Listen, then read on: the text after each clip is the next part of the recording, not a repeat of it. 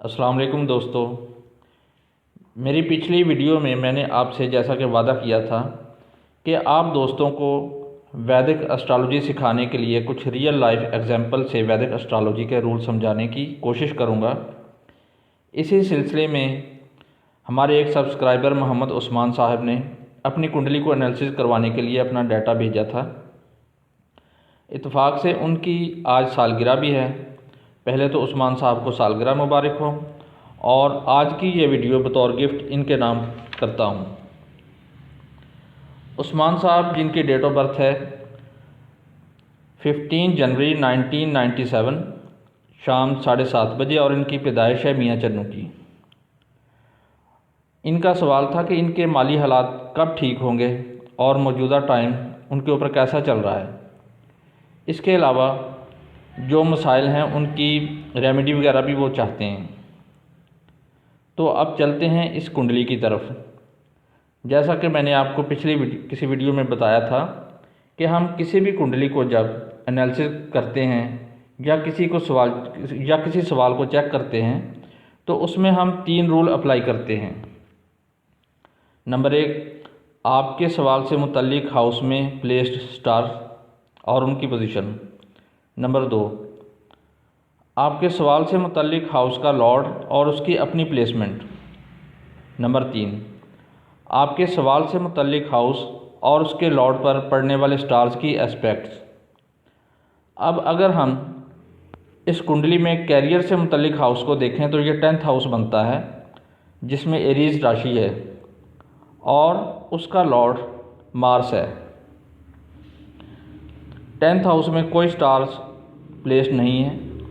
10th house और उसके Lord पर सैटर्न, राहु और केतु की बैड एस्पेक्ट पड़ रही हैं, जो ये ज़ाहिर करते हैं कि उस्मान साहब को अपना कैरियर बनाने में काफ़ी मुश्किलात देखना पड़ेंगी।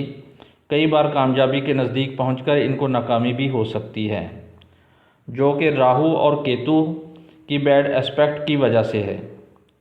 और इनको अपना मकसद हासिल करने में काफ़ी सब्र, इंतज़ार और मेहनत करना पड़ेगी, जो सैटर्न की बैड एस्पेक्ट की वजह से है।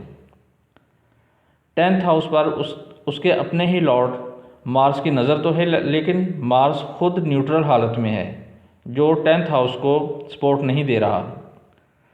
ट्रांजिट में मार्स 27 फरवरी 2022 तक नेगेटिव असरात देगा। 27 फरवरी के बाद ट्रांजिट में मार्स पॉजिटिव हो जाएगा। तब इनको अपना कैरियर बनाने में जो मुश्किलात पेश आ रही थी वो ख़त्म हो जाएंगी।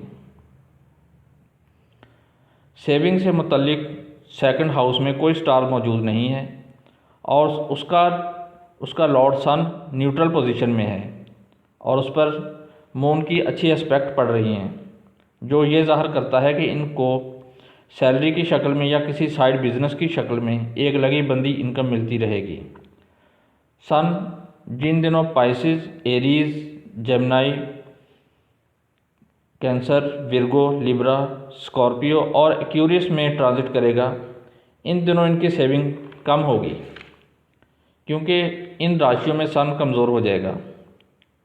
6th हाउस में इस कुंडली में जॉब से मुतल्लिक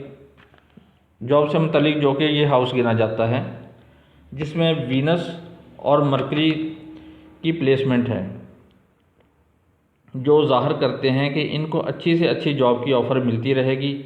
लेकिन 6th लॉर्ड जुपिटर कुंडली में डेबिलिटेटेड और कंबस्ट है, जो कि जॉब में ऐसे हालात पैदा करता है कि ये साहब अपनी जॉब से सेटिस्फाई नहीं होंगे और इनको अपनी जॉब में कुछ रुकावटों का सामना भी करना पड़ सकता है। 6th हाउस और इसके लॉर्ड पर केतु की बैड एस्पेक्ट भी पड़ रही हैं, जो किसी मुखालफत का इशारा दे रहा है।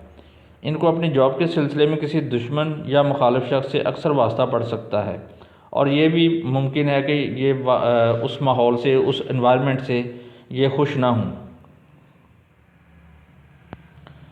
27 अप्रैल 2023 तक जुपिटर ट्रांजिट में नेगेटिव असरात देगा। इसके बाद जॉब से मुतल्लिक अच्छे और मुस्बत असरात पैदा हो जाएंगे। तब ये अपनी जॉब से सेटिस्फाई हो जाएंगे और इनकी इनकम में इजाफा भी होगा। तो दोस्तों, ये थी एक छोटी सी वीडियो जो हमारे एक सब्सक्राइबर मोहम्मद उस्मान साहब के कहने पर बनाई गई है, जिसका मकसद हमारे उन व्यूअर्स को वैदिक एस्ट्रोलॉजी की वो इन्फॉर्मेशन देना है जिनसे वो भी अपनी अपनी कुंडली का बआसानी एनालिसिस कर सकें। दोस्तों, अगर आपको मेरी ये इन्फॉर्मेशन अच्छी लगे तो मेरे चैनल को सब्सक्राइब कर लें ताकि इस तरह के मज़ीद वीडियोस से आप वैदिक एस्ट्रोलॉजी सीख सकें। नेक्स्ट वीडियो तक के लिए इजाज़त दीजिए। खुदा हाफिज़।